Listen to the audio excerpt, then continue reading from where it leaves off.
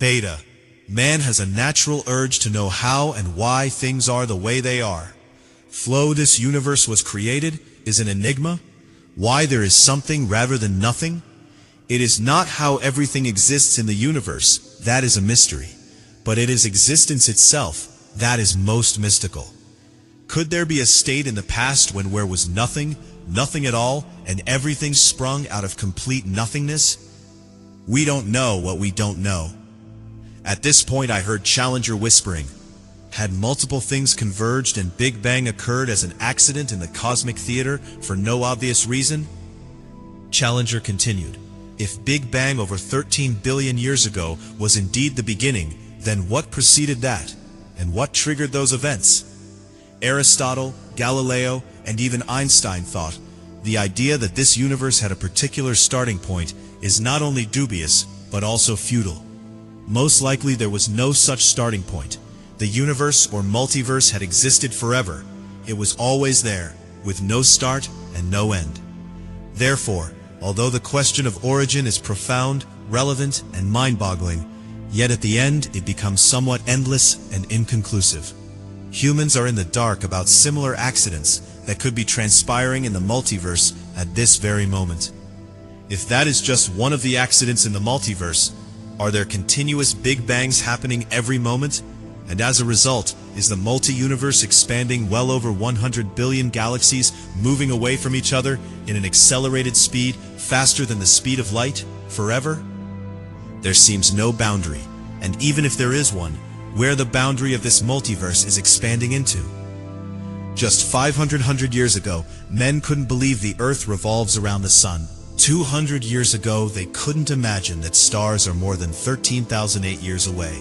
100 years ago, they couldn't be certain that this galaxy was the only one among over 100 billion other galaxies.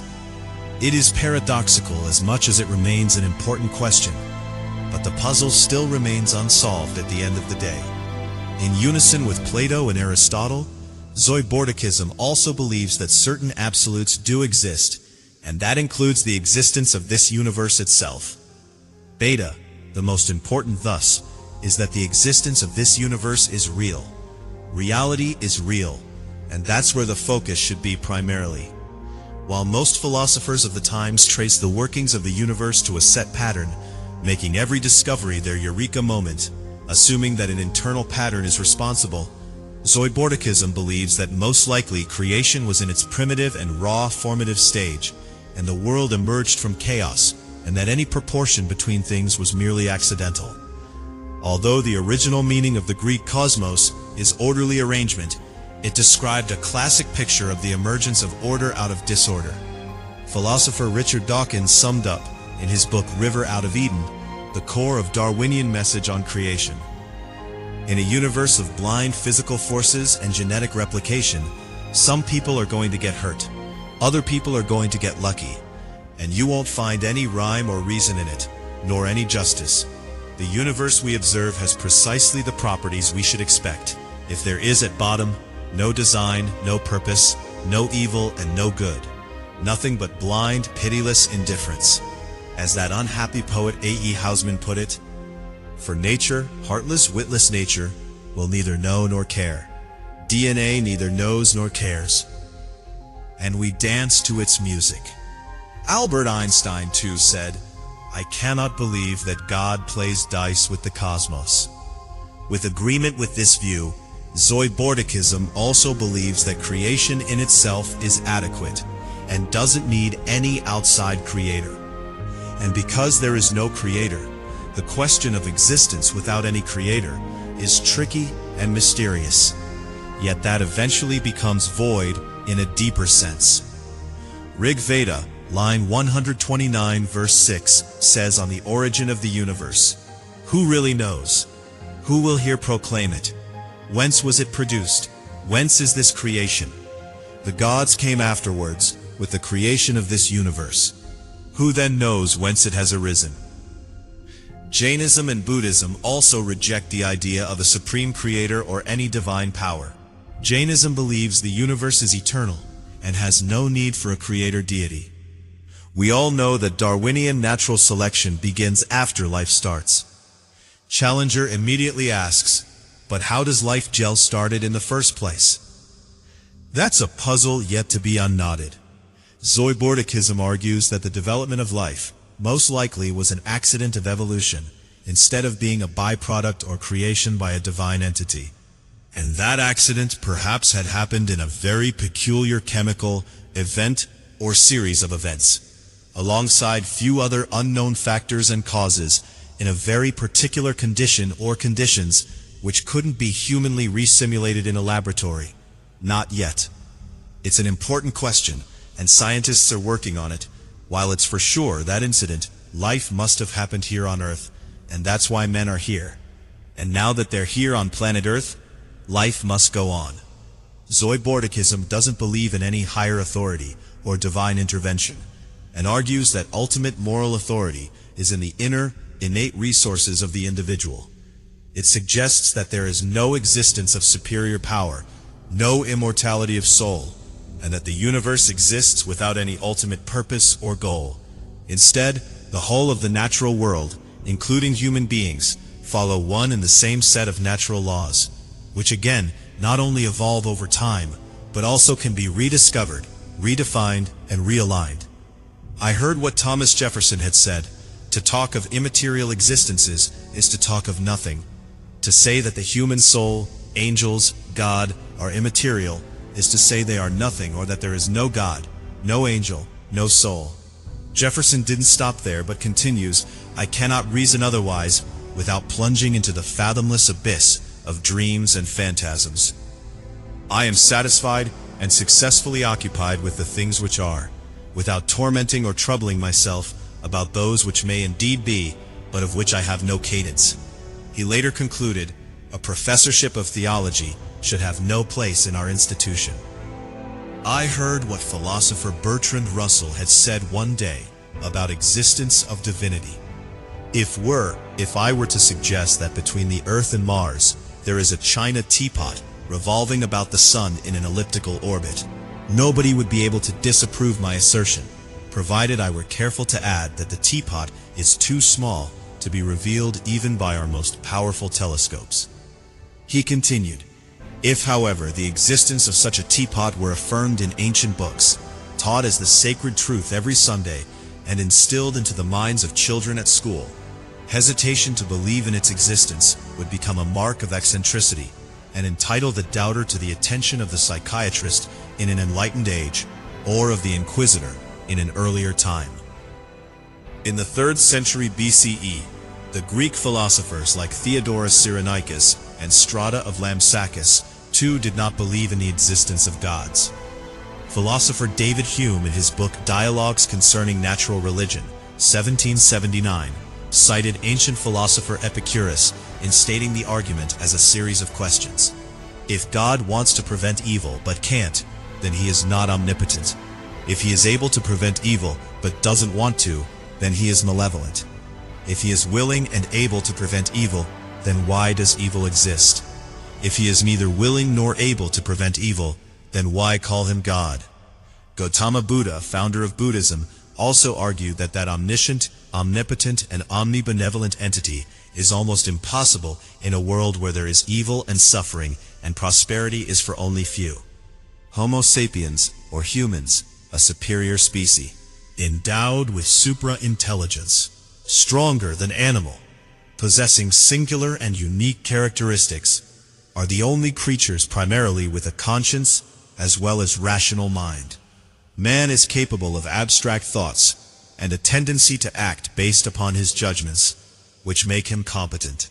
Thus, reason is a characteristic feature peculiar to humans, and it is only man who employs reason and thus is able to make informed choices. Blessed with appetite and movement, endowed with desire and sensuous impulses, bestowed with the ability to judge and apprehend, in making all critical as well as trifling life decisions in every aspect of life.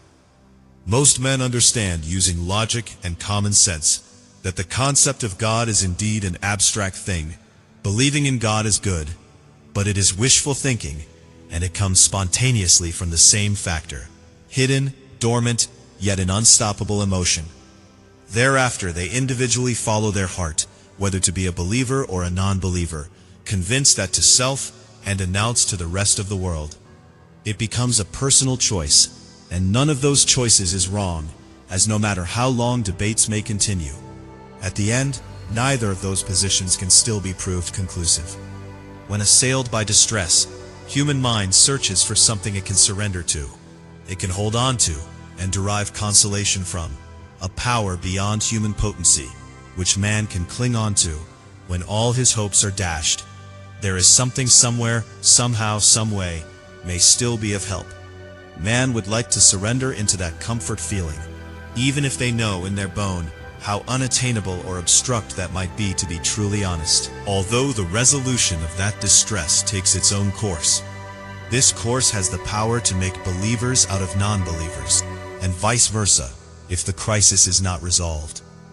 Believers wish to think that there must have been some insincerity in their petition, in their devotions, and if their crisis does end favorably, believers feel grateful to that entity, even if that force had absolutely no role to play in that outcome. While a non-believer's position is often perceived as being staid, mundane, and pragmatic, a believer often has an aura of mysticism and romanticism around him, as perceived by the laity. And as the expression in believer's position is always one-sided, there is no tangible reaction from the other side, other than one's imagination of symbolic something. There could be no limit of one's devotion. For a believer, the objective is not to demystify the mystery, but to live and breathe with it, and cherish every bit of that unconditional devotion, or with that unanswered question. Apart from the wondrous magic man witnessed to, man also observed that there is some unexplainable attraction and beauty in surrendering, taking asylum in something abstract, something that is beyond human comprehension. These tendencies are all evolved from the wise factor, subtle and hidden in their psychology. For a believer, thus slowly this wise factor overwhelms other rationales, and they choose that believe with all their heart, sincerely, diligently, and honestly. Benefits are deep in the root, medicinal rather than meditational. Thus man is made by his beliefs. As I believe, so is he. That asylum need not be a higher power. It could be man's own belief or self-confidence. Faith often doesn't ask for tangible proofs of fact. When in faith, asking for proof or evidence is often considered a show of disrespect and a big no-no. Follow blindly and you shall get something or reach somewhere. When just a few individuals believe in something not substantiated by evidence, that's irrelevant and insignificant. Yet when several millions or a few billions follow that path and surrender, that becomes almighty religion of the masses, where everything goes in the name of it. What Zoibortikism holds is that with the belief in a superior entity, most men often become orthodox instead of being more receptive and open-minded. According to this, some distortion often compels a man to find ways of appeasing his or her higher authority, and this distracts him from the basic tenet that man is above all, and there is no other mission above that. Thus, Zoibortikism believes that man is the reason for all things, and advocates equality and general humility, and discourages dogmatic superciliousness. This may sound alarming and confusing to the conditioned human mind. However, it must be noted that when man assumes responsibility for something, he accepts his duties to nurture, protect, and preserve. When he looks upon another entity, he becomes demanding and selfish, and his duties are narrowed by his rights. Nature has ordained that man is the most intelligent and capable of all living beings. If he is naturally endowed thus, it is his sincere duty to preserve and protect all that he is responsible for. By dampening rigid and authoritarian pomposity, Zoibortikism refuses to cause harm for harm or evil for evil unless absolutely necessary, and only in order to nip smelling malicious in the bud or deter any evil practice. In that context, Zoibortikism suggests that all human actions are mostly guided by good intentions. Any evil or wrongdoing that occurs as a result of error in judgment, and not necessarily a flaw of character, a concept which Aristotle calls hamartia. If a person does something wrong, their failure to do what is right is an intellectual error, an inadvertent or at best, a misunderstanding of the situation. Hence, it is almost impossible for someone to simultaneously know what is right and do what is wrong. An inner moral compass acts as his navigator. When a person does something for the sake of a reward or purpose, it is clear that his goal is a guerdon. For example, when a tyrant puts a dissident or a critic to death, he believes that his action is for the benefit of the state. Clans engaging in violence, witch hunting, killing a small boy for entering in a place of worship, or a suicide bomber blowing out civilians, or a terrorist bringing down a building, may all rationalize their own actions. Man, who had until then reposed trust in mortal beings known for their occult powers, was then inculcated with the doctrine that there was a higher power, a power higher than the ones mortals boasted of. Hence, for example, once upon a time, states that practiced witch hunting believed that their actions were justifiable. Whether this action benefits or harms the common good is for society to decide. If it harms, then it is society's obligation to correct the wrong by instilling values which will be beneficial universally.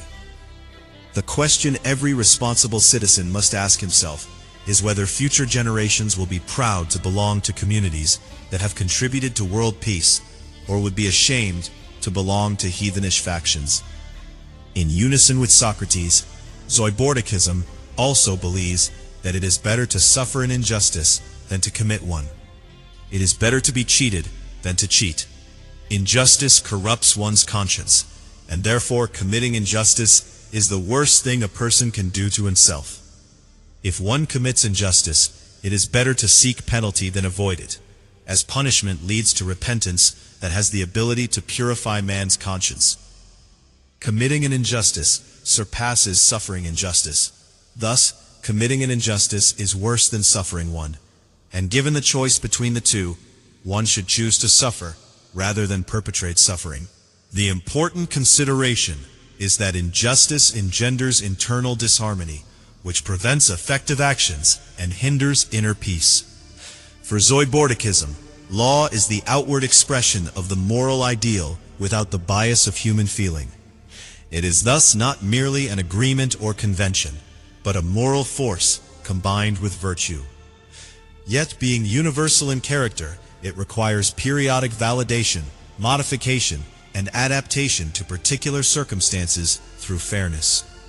It suggests that man should always behave, act, and think, bearing in mind the survival of the human race, and act in accordance with rules that bind one and all, and without any discrimination. It encourages man to adopt a latitudinarian attitude, and implores man to embrace the universal moral law that binds all rational creatures in accordance with principles of justice. Challenger asks, what about the concept of karma that billions of people have hitched their beliefs onto since ages? Yes, it is observed that Indian philosophy presents that interesting concept called karma, which is similar to the wheel of fate known in the Western world. The concept of karma is related to the belief in rebirth, where the good and bad actions and life choices of one birth have positive or negative consequences on life in the next birth. Thus, fate in a person's present life is determined by his or her before life choices. Although the term karma literally means action, yet in this context it represents the moral, psychological, spiritual, and physical consequences of morally significant past choices. According to the concept of karma, everyone is accountable for their past actions from before life, and whatever work they perform or duties they undertake in the current life will have a direct and proportional bearing on the afterlife. Prosperity or penury, wellness or illness, are all the result of the deeds done in the past life.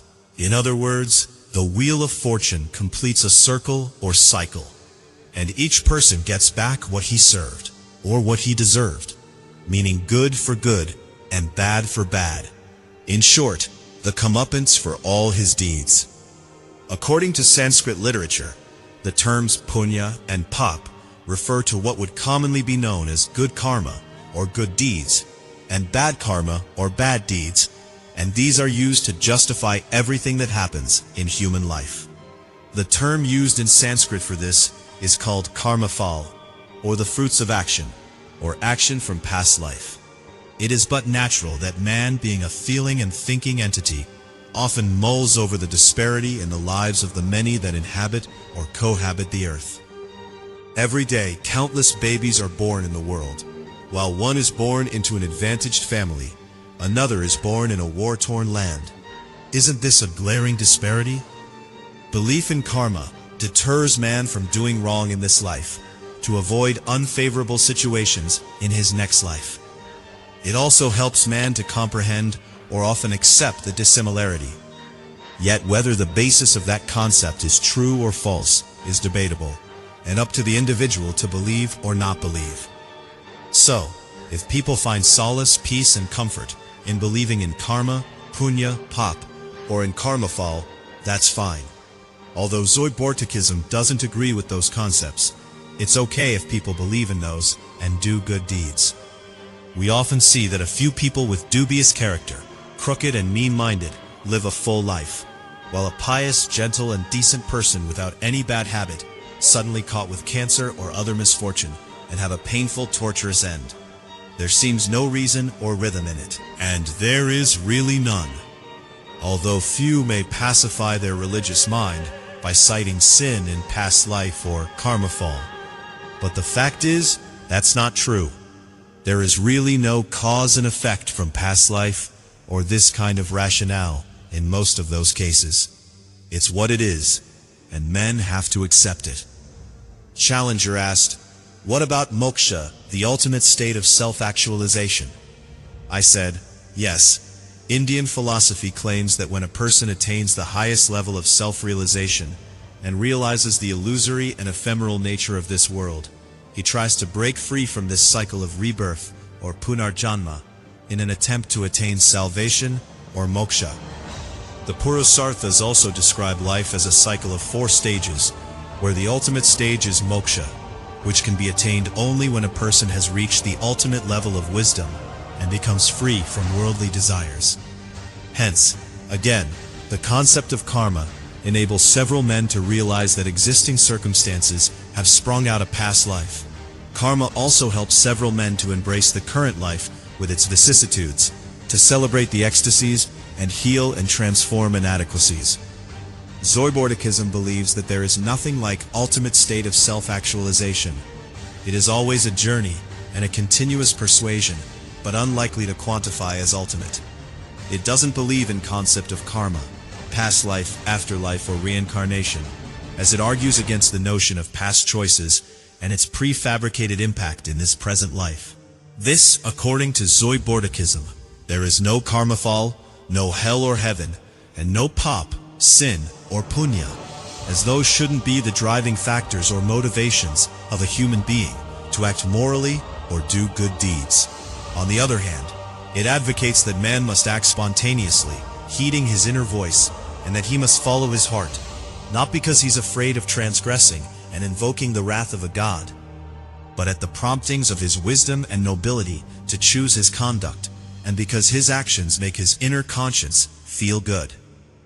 By dismissing the existence of karma, or rebirth, Zoibortikism attempts to sever the trammels of the past that man often finds himself enmeshed in. Present misery is often linked to past actions that man is often unaware of, and a theory reinforcing this misery does not help much, for man is quick to seek umbrage in a theory that labels his circumstances. He soon regards himself feeble and resigns to his fate, without thinking of ways to free himself. Zoibortikism instead believes in freeing man from the clutches that cripple him and set him free to appreciate his freedom, and in the process, goads him to lend a hand to the others crippled in fear. It encourages every man to live a life that is purposeful in easing the burden of his brethren. Zoibortikism believes that every man lives just one life. Thus, again, Zoibortikism does not believe in the theories of rebirth, past life, afterlife, reincarnation, or moksha. If, with this, few people find their consciousness uplifted, helps man to evolve into a mensch and to stay morally upright. That's excellent. So be it. The only motivation for doing good deeds, as per Zoibortikism, should be the contentment and joy that springs forth. And men must follow their real will, not because they are concepts of imia, or pop, sin, or the concept of hell or rebirth, but simply because they have evolved into wise and noble beings, and their hearts feel good about it. The only motivation for performing good deeds should be the satisfaction and joy that comes out of it, and the goodness that radiates out of those. Spontaneous action born of awareness is truthful and pure. It can never result in harm, but will always result in blimey. Beta. Thus, this simple concept of feel good becomes another vital part of Zoibortikism. Zoibortikism can be considered broadly under the term secular humanism. According to Zoibortikism, good is good and bad is bad, and there are some gray areas in between. We cannot and shouldn't paint a particular color on it. This theory believes in the innate existence of joy in every man's heart. Ask a man who commits a random act of kindness what his intentions were. Every person at one point would have performed a kind deed without expecting anything in return, without any forethought of boon or bane. Zoibortikism subscribes to nurture this nature in every human breast.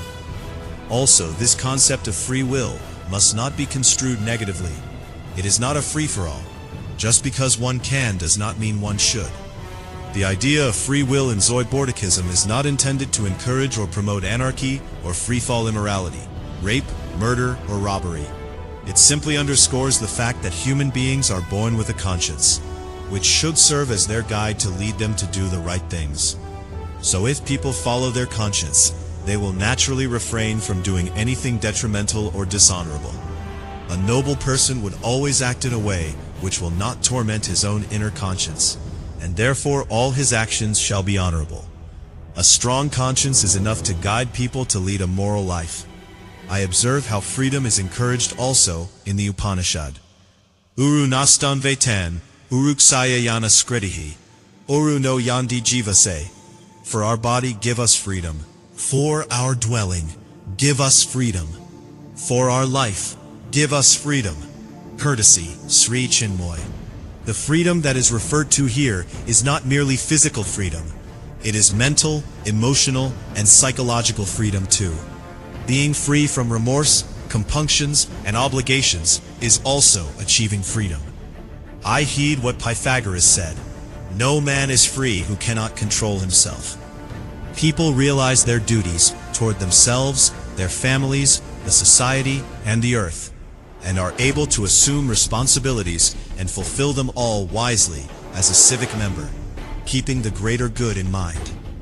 While an individual's interest for gaining material wealth is not iniquitous and is a prerequisite for economic progress, it can be virtuous only when it coincides with the promotion of the good for all concerned, through philanthropy and voluntarism, which is called enlightened self-interest. Challenges ask, what about nirvana or liberation at the end of a path? I said, yes. According to the Indian concept Purusartha, there are a set of 4 values, and the fourth and the most important is the concept, as mentioned earlier. It is moksha, which is considered as the ultimate goal for every human being, and that is liberation from rebirth and imperfection. However, Zoibortikism does not believe in moksha, nirvana, or liberation or salvation, or if there is anything which can be called as at the end of a path, but views life as a continuous process of improvement in its tang journey, until it reaches death. An individual may or may not attain a state of Zoibortikism, or any degree of it, which also cannot be quantifiable, but only to be felt inside, which is somewhat akin to the concept of moksha, barring the idea of liberation from rebirth. It is also not necessary that every human being must reach this state, or if there is any yardstick which can say whether or not someone reached that state. There may not be any, and that is how it should be, and that is why it's beautiful. Challenger asks, what is ultimate truth? I said, there may not be an ultimate truth. Also, The yardstick and measure of attaining this stage can be relative, and may vary from person to person, perspective to perspective, situation to situation. And that is why me is so interesting. As pet Zoibortikism, religion has originated from the human ability of abstract thinking and fantasizing, evoked by man's wise factor. In childhood, the belief that parents would take care of all of life's problems has found its way into adulthood, and has got embedded as a belief that religion would liberate man. This concept is the mainstay of most religion. The traditional concepts of good and evil were initially only meant primarily for slaves. Another reason for popularity of religion is the existence of poverty, past life concept, exploitation, and suffering in real life, from which religion promises salvation. I have been a witness to oppressors taking advantage of religion, and in most instances, oppressors have arrogated authority too. This way, the riffraff comes to terms with their daily misery and deprivation, with a consolation of promised future happiness, in heaven or in their next life. There are three kinds of people in the world. 1. Workers or doers. 2. Truly learned people, the erudite. And then the third and the highest kind, the enlightened ones.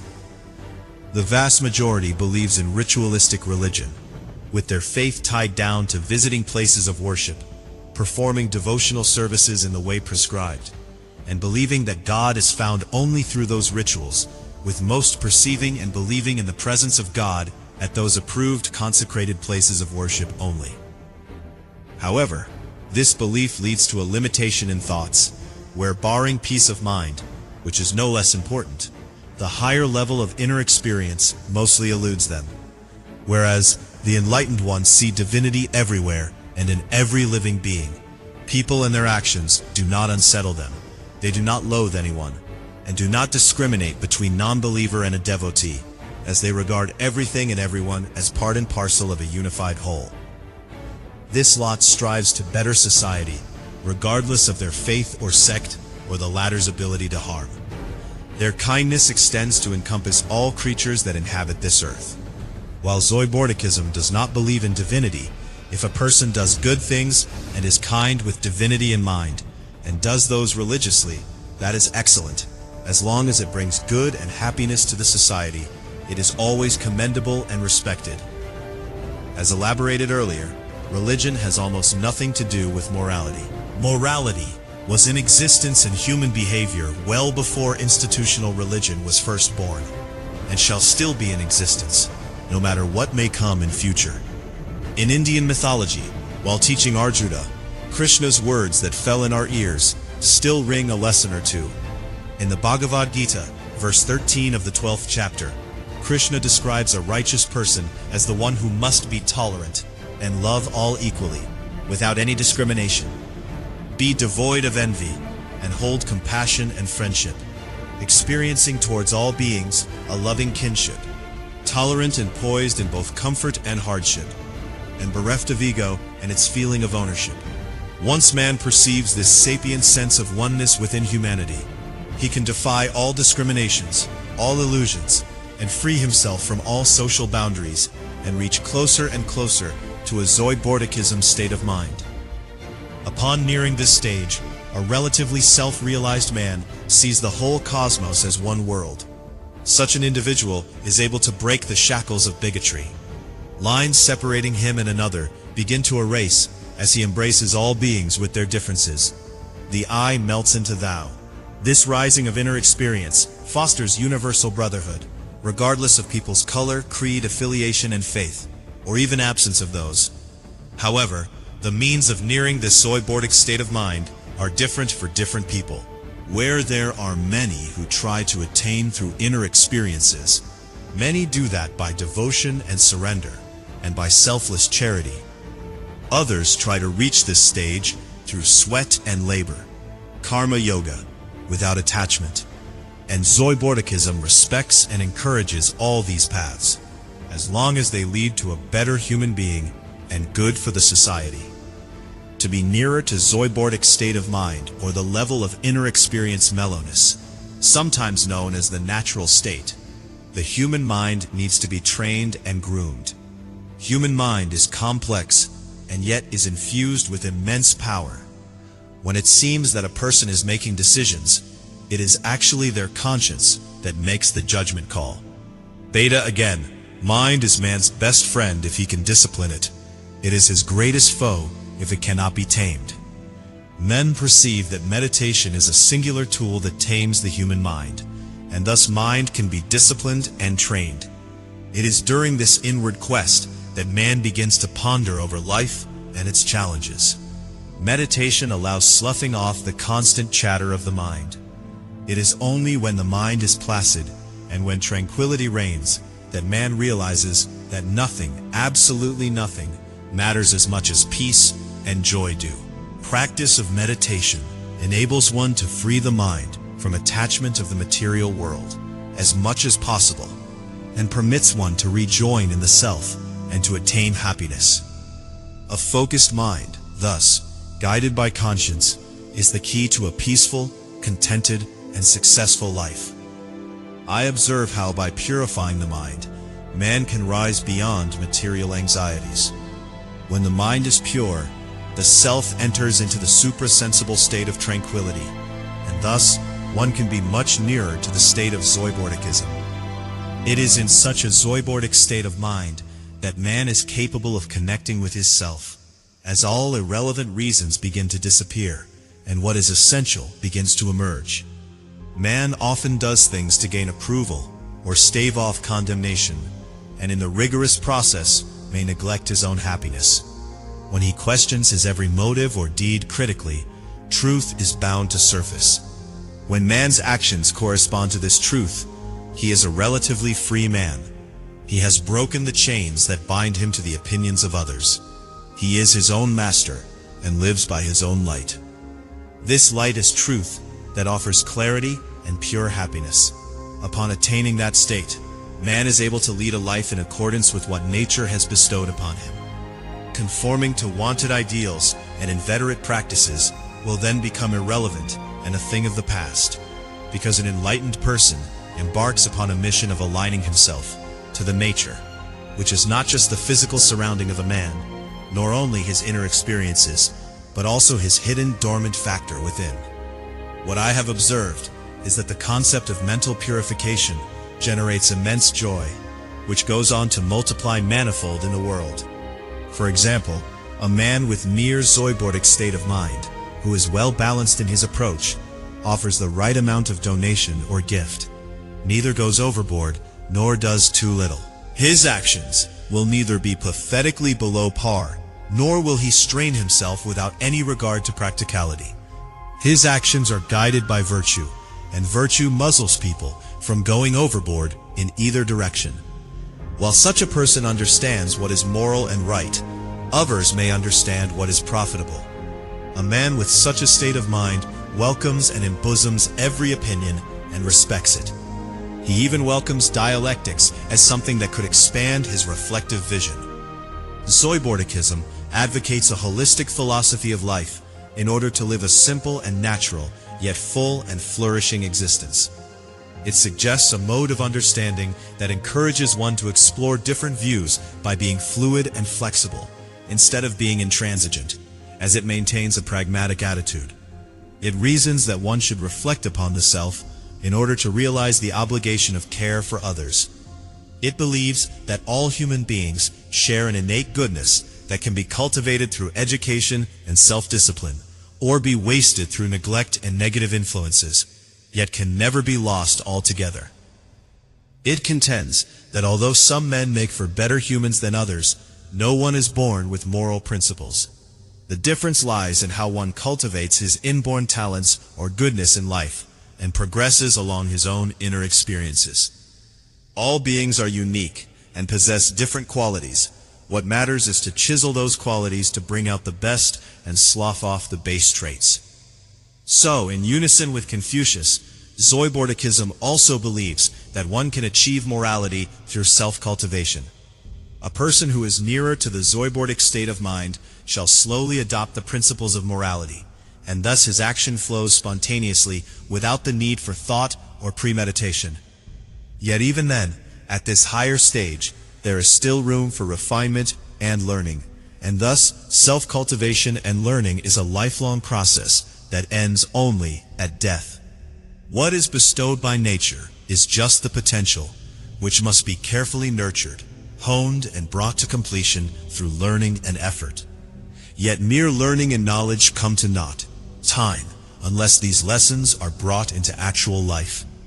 Wisdom and virtue have to operate in lives to bring transformation.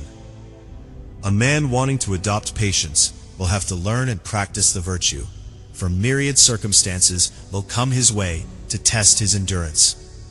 It's only through exemplary conduct that mankind will make the earth a better place. The key requirement for good conduct is also having the proper frame of mind, or more precisely, heart. Heart should be the lord of the body, and using the heart to direct desires and decide on right and wrong harmonizes with the rest.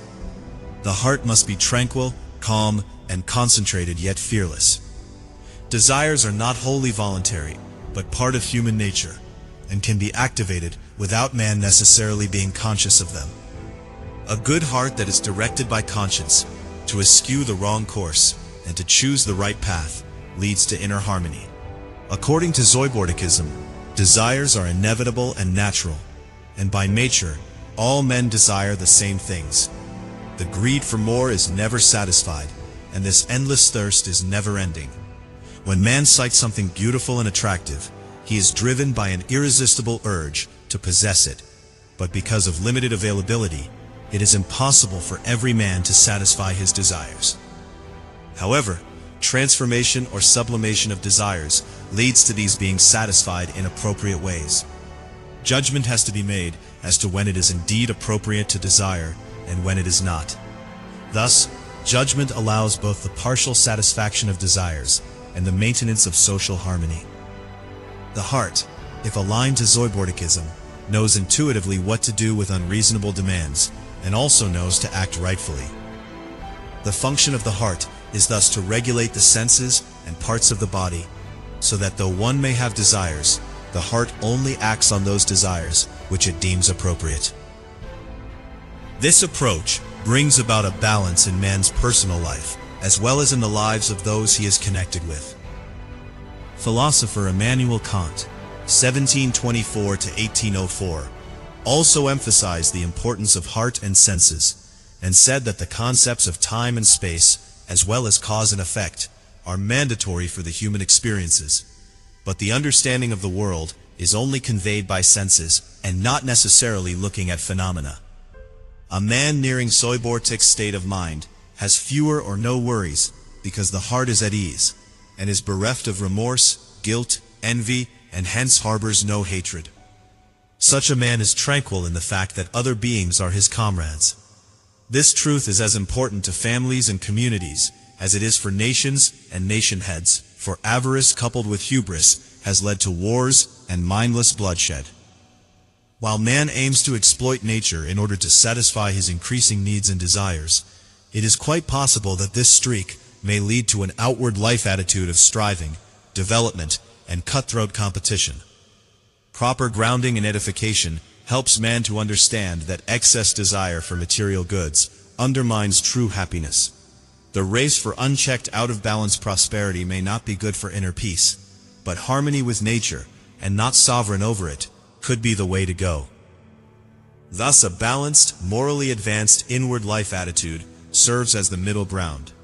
A balanced life requires a harmonious relationship between mind and heart, where reason and emotion are perfectly in sync.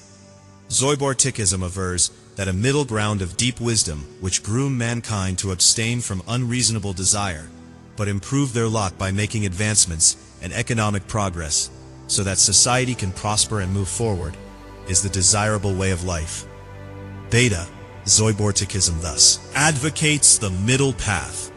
Another important concept of this philosophy: the earth belongs to all, and all human beings have right to protect their basic interests. Human life is never without trials and tribulations.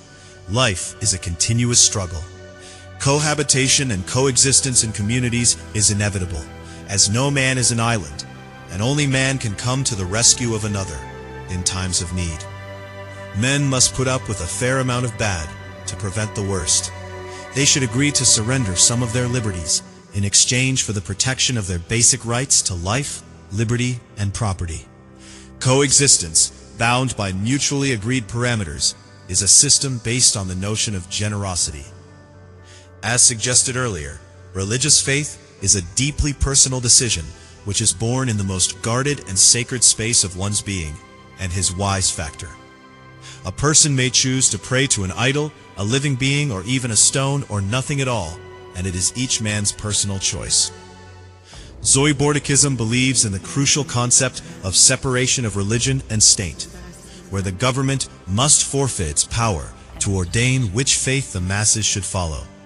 A latitudinarian approach that advocates religious tolerance and mutual coexistence on the government's part will in fact ensure harmony. It is the state's responsibility to protect freedom of conscience, the right to worship as one chooses or not to worship at all, and refrain from establishing an official state-sponsored faith. The emplacement of some regulations with a view to protect people's freedom of expression, the environment, and ecology is also a must. Zoibortikism is not just about inner experiences, but also about common senses. It believes that the importance of establishing secular communities is paramount. It advocates freedom of speech, thought, and expression as the foundation of a civil society, and thus lays the foundation for democracy, justice, and liberalism. Philosopher John Stuart Mill also believed strongly in human rights and freedom of expression, and argued that free and open discourse is mandatory for social and intellectual progress of the civilization.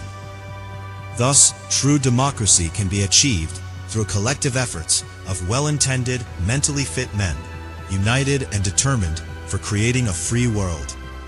World leaders must function more as friends, philosophers, and guides of the masses, and must work in alignment to achieve true freedom. Their political practice must be rational and therefore ethical. Thus, Zoibortikism supports political democracy and clean economics that will provide opportunities to every individual and encourage practice of fair trade and commerce. It encourages tolerance, advocates a scientific outlook, secular morality, and reconciles the principles of civil advancement. Despite several debates, time and again, we have witnessed the power of kindness and the enormous strength and humility that come together when lending a helping hand to people in need, who are deprived and often remain mum during their struggles. We have also seen countless unsolicited acts of dilute compassion exhibited by millions of unknowns, and Zoibortikism always values those acts, for the sake of those acts, and for the act itself, with no regard for trifling obsessions like color, creed, or faith. This mellowness will unfold only when man learns and decides to become a discerning individual, because nothing, no religious or other diktat, is to be taken at face value, and nothing must be accepted purely on the basis of another man's spiritual authority. The Buddha himself famously said, "Be a lamp unto yourselves," and advised his students that they must test everything that has been preached, even by him, with a pinch of salt. Yet, although the Buddha cautioned man against accepting popular decree without examining, it does not mean that man must accept whatever he feeds his mind with as the ultimate truth. In Bertrand Russell's words, "Everything is vague to a degree you do not realize until you have tried to make it precise." Since religion has overshadowed life, and death has become the leitmotif of existence, the fear of the unknown and the fear of death has led mankind to seek comfort in shared or collective faith through institutional religion or other means, shared within their own circle, and that is very admirable, commendable, and deeply respectable. Again, Zoibortikism has no conflict with those, as long as to bring good and make up a better human being.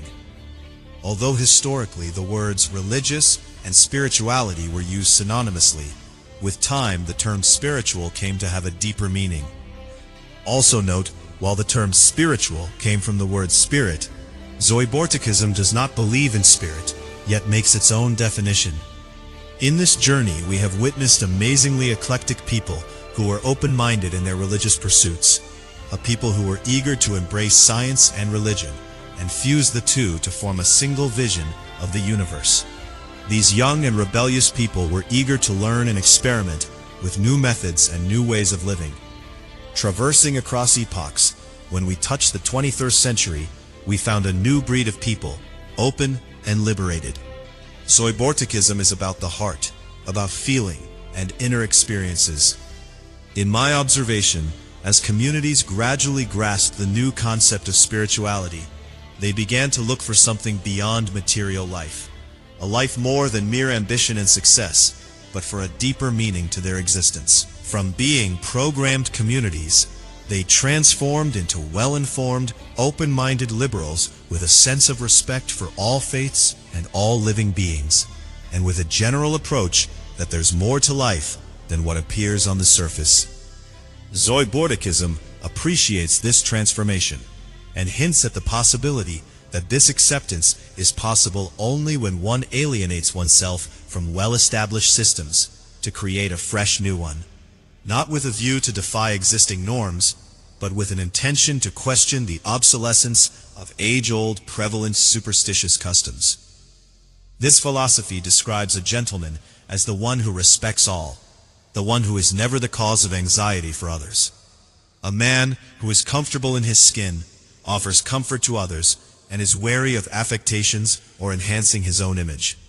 Such a man naturally becomes tolerant and self-controlled and graceful even in the face of any provocation. He is not only opposed to injustice, but will also fight it, not to exert his influence, but for the sake of justice itself. Zoibortikism advocates maintaining integrity in personal life, as well as in dealings with others, without deception. It suggests not making a display of the self and discourages pomp and show, the usual falsity of modern-day lifestyle, for the simple reason that these could lead to discontentment. Ideally, one should refrain from seeking prominence, and thus his or her presence should be more like a shadow. The Buddha called such a man as Tathagata, thus came, thus went. A true man of awareness is like the breeze that offers goodness without announcing its arrival, and leaves without a trace, yet leaves man longing for its constant presence. It is like the breath of fresh air that refreshes the body and mind.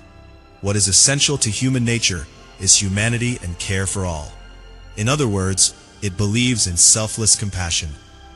In unison with Immanuel Kant, 1724 to 1804, Zoibortikism also believes that humanity can achieve a perpetual peace through universal democracy and international cooperation.